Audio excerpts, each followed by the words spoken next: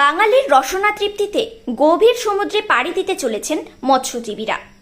কথায় আছে মাছে ভাতে বাঙালি, আর এই ভোজন রসিক বাঙালির রসনা তৃপ্তিতে ইলিশের জুড়ি মেলা ভার।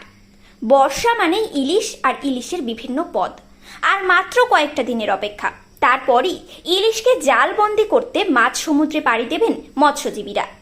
দক্ষিণ চব্বিশ পরগনার উপকূল তীরবর্তী এলাকাগুলির বন্দরগুলিতে সাজো সাজো রব। দক্ষিণ চব্বিশ পরগনার ডায়মন্ড হারবার, কুলপি, ফলতা, কাকদ্বীপ, নামখানা, বকখালি, পাথর প্রতিমা ও রায়দিঘির বিভিন্ন বন্দরগুলোতে এখন চরম ব্যস্ততা। নাওয়া খাওয়া ভুলে মৎস্যজীবীরা ব্যস্ত নিজেদের মাছ ধরার সরঞ্জাম গোছাতে। চলছে জাল তৈরি থেকে ট্রলার সংস্কারের কাজ। শেষ বেলার প্রস্তুতি, কোথাও বা ট্রলারে মজুত করা হচ্ছে প্রয়োজনীয় সামগ্রী। কার্যত শেষ বেলার প্রস্তুতি সেরে নিচ্ছেন মৎস্যজীবীরা। মৎস্য দপ্তর সূত্রে খবর, 15ই এপ্রিল থেকে 15ই জুন এই 2 মাস সময় পর্যন্ত মাছের প্রজননের জন্য গভীর সমুদ্রে মাছ ধরায় নিষেধাজ্ঞা জারি থাকে। সরকারি নিষেধাজ্ঞা উঠে যাওয়ার পর 15ই জুন থেকে আবারও মাঝ সমুদ্রে মাছ ধরতে যেতে পারবেন মৎস্যজীবীরা। তাই এখন চলছে শেষ বেলার প্রস্তুতি। এই বিষয়ে ট্রলার মালিক মধুসূদন মিস্ত্রি বলেন, প্রস্তুতির কাজ পুরোপুরি সম্পন্ন, এবার শুধু সময়ের অপেক্ষা। সরকারিভাবে নিষেধাজ্ঞা উঠে যাওয়ার পরই রূপলি শস্যের খোঁজে মৎস্যজীবীরা পাড়ি দেবেন গভীর সমুদ্রে। এবছর আবহাওয়ার পূর্বাভাস অনুযায়ী বোঝা যাচ্ছে এবছর ভালো পরিমাণে ইলিশ হবে। ইলিশ হলে যেমন বাঙালিদের পাতে ইলিশের যোগান মিটবে, তেমনি লাভের মুখ দেখবেন মৎস্যজীবীরা। প্রশাসনের নিগ্রহের শিকার হতে হয় প্রায় সময় মৎস্যজীবীদের। প্রশাসনের নিগ্রহের অভিযোগ তুলে সরব হন এক মৎস্যজীবী। প্রফুল্ল বর নামে ওই মৎস্যজীবী বলেন, আমাদের কাছে বৈধ কাগজপত্র থাকা সত্ত্বেও গভীর সমুদ্রে প্রায় সময় প্রশাসনের আধিকারিকদের কাছে নিগ্রহ হতে হয়। প্রশাসনের তরফ থেকে সমস্ত প্রক্রিয়া শিথিল করলে খুবই উপকার হয় মৎস্যজীবীদের। যা কিছু সবই প্রস্তুতি নিয়েছি, দোষের মধ্যে আমাদের একটা অসুবিধে, আমরা সব কিছু প্রস্তুতি নিয়েও তবু আমাদের প্রশাসন হ্যারাসমেন্ট করে। কেন করে? যে কোনো মুহূর্তে যে কোনো সময় করে।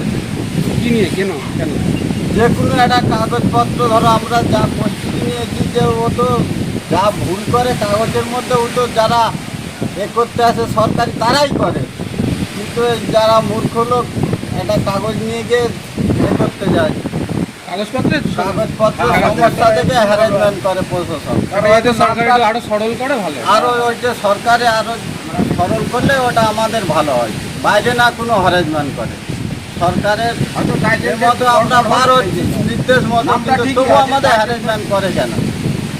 মাছের এখন কি অবস্থা, কি বুঝছেন এবারে কি মাছের অবস্থা ওপরওয়ালা, মাছের অবস্থা তো আমরা সিজন ভালো দেখছি, এখন যা করবে ওপরওয়ালা করবে। এই পর্যন্ত। আপনার নাম? পুরোপুরি প্রস্তুতি আপনাদের?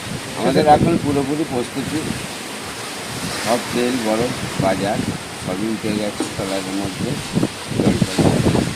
এবার সবই রেডি, এবার শুধু অটোটা লাইসেন্স করে আমরা তারপরে এই বছরে যা আবার মাছ আশা করি ভালো হবে। তারপরেই আমরা একটু আগে যাচ্ছি। সরকারি বলুন আর সমস্ত রকম আপনারা পুরো রেডি হয়ে? হ্যাঁ, সরকারি সব এখনও হাতে বা পাইনি, মানে লাইসেন্স সব জমা দেওয়া আছে। ওরা দেবে 2 তারিখে দিলে আমাদের বোটগুলো এখান থেকে ছিল। আচ্ছা, মোটামুটি কত ট্রলার এখানে মানে সব মিলিয়ে সমুদ্রে নামে? আমাদের এখান থেকে যত কম হোক 250 থেকে 300 পিস ট্রলার হবে। সকলেই মোটামুটি? হ্যাঁ, সবাই প্রায়। আপনার নাম? আমার নাম